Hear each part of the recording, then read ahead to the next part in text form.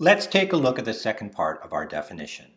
Graphic designers solve communication problems by generating ideas that take visual form. You probably wouldn't have guessed that a graphic designer is a problem solver, but they are. And there are a lot of businesses, a lot of jobs, a lot of work that requires problem solving. Computer programmers problem solve, salespeople problem solve, restaurant workers problem solve. They just have different kinds of problems that they solve.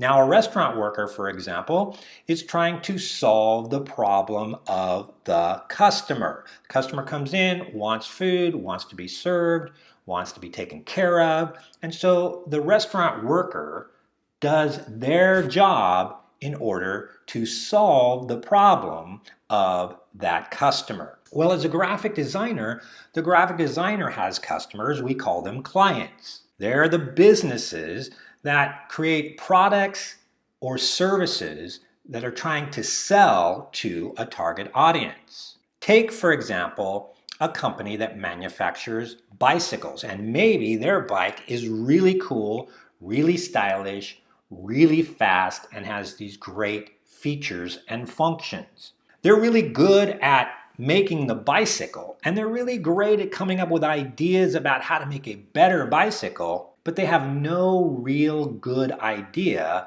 about how to communicate that message to the people they want to buy the bicycle. Those people we call the target audience.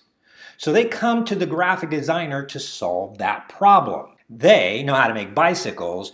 The graphic designer knows how to communicate visually to a target audience, and that's a match that is a win-win match if everybody's doing their part. The bicycle manufacturer needs to create a product, a bicycle, that a target audience would want. That's their job, that's their responsibility. The graphic designer needs to create advertising, design, campaigns, any sort of visual messaging that communicates to the target audience the great qualities of the bicycle.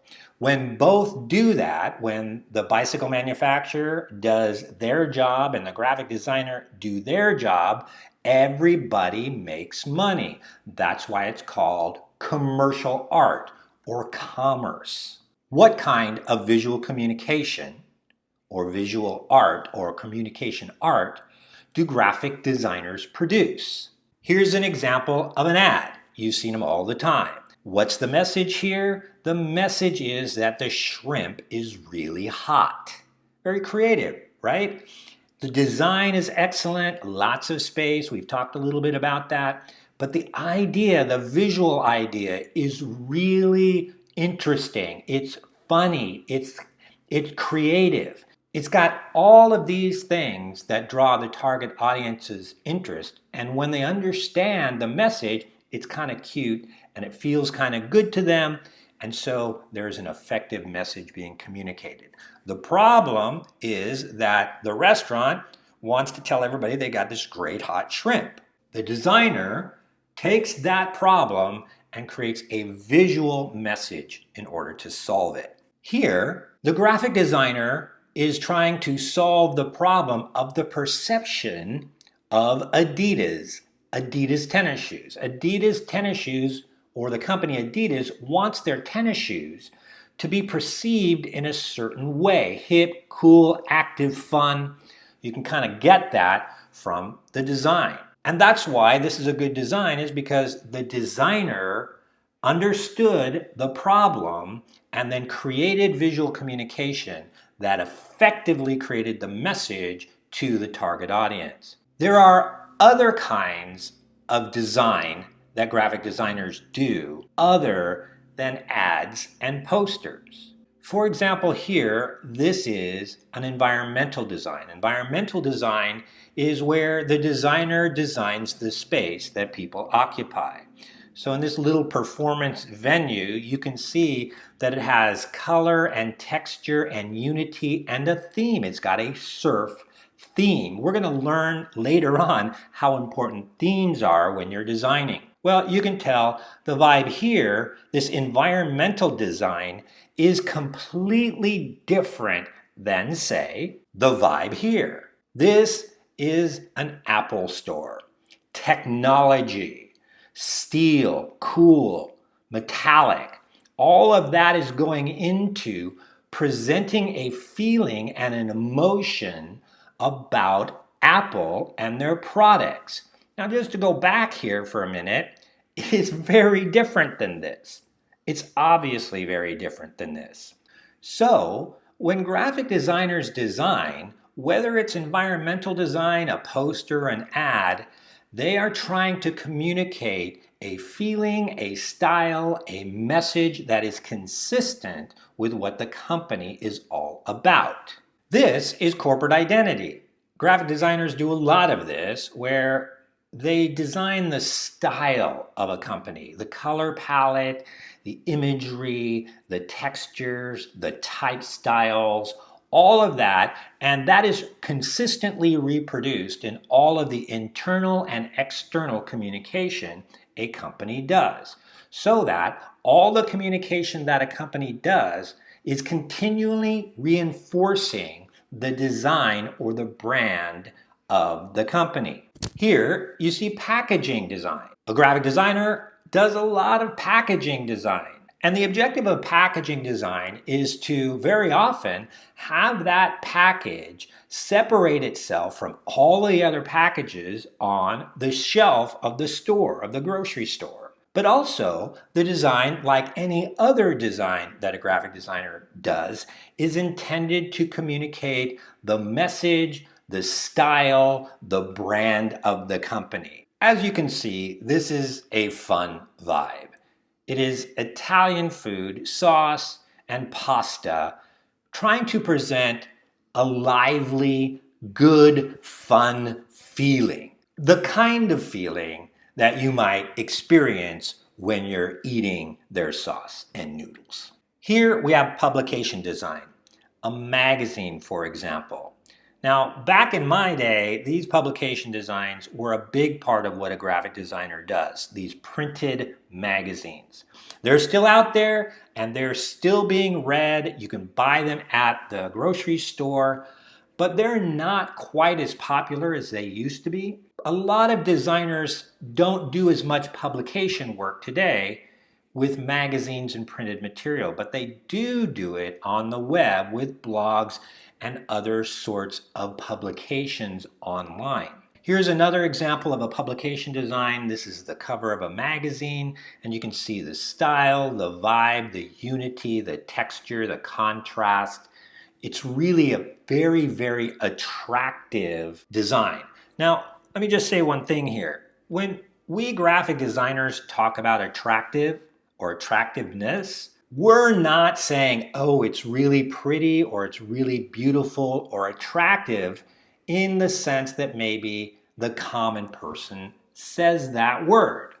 What we mean by attractive, and certainly what I mean by attractive when I'm commenting on design, is that it draws your attention. So something can be really ugly, really aggressive. Something can be really sad or really obnoxious even, but it's defined as attractive because anyone who crosses path with that design is going to be drawn to look at it. That's what I mean by attractive. Here you see a web page. One of the major requirements in a web page design is organization and really presenting the things that a viewer wants to see in order to navigate where they want to go. So it's not just presenting a brand and a style, but you also have to be considerate of what people want to do on the page, where they want to go, what is clickable and what is not clickable. This is often called UX, user experience, or UI, user interactive design. There is no doubt that a good graphic designer who is going to make money is got to be able to design web pages. That brings us to the last part of our definition, and I'm going to go through this fairly quickly, but I'll read it here. These visual ideas and messages can persuade, inform, identify, motivate, and brand. We sort of talked about some of these, But the idea here, when we talk about persuading, informing, identifying, they're just different types of messages. A persuasive message is different than an informational message. That's different from an identity message, and so on. Let's take a look at a couple of them. Here, for example, is a persuasive message. The idea trying to get the viewer to join the army. Here is an informational message. These are very popular. You probably have seen many of these before. We call them infographics. This is a very contemporary, popular type of visual communication. If a graphic designer can do good quality infographics, that graphic designer is going to be working. You know what this is, not just by reading it, but by the shape of the guitar, the style of the type, the color palette. It's Hard Rock Cafe, and the reason why you know it is because they have made it an identity element in their company. You see this everywhere that there is a Hard Rock Cafe. This is their physical sign, and it identifies the company. This is an inspirational piece. Success is no accident. It's hard work, perseverance, learning, studying, sacrifice, and most of all, love of what you are doing or learning to do. Pele. So that's something that you might take into consideration too, but this is an example of an inspirational design. Here you see a brand, Comedy Central brand. This is a graphic element used repeatedly to connect visually to the company so that every time you see this logo, you know Comedy Central. In other classes, you talk much more about branding and identity, but you will probably notice if you look, almost all companies have a logo and a brand that they try to continue to promote. And finally, graphic designers serve commerce, society, and education.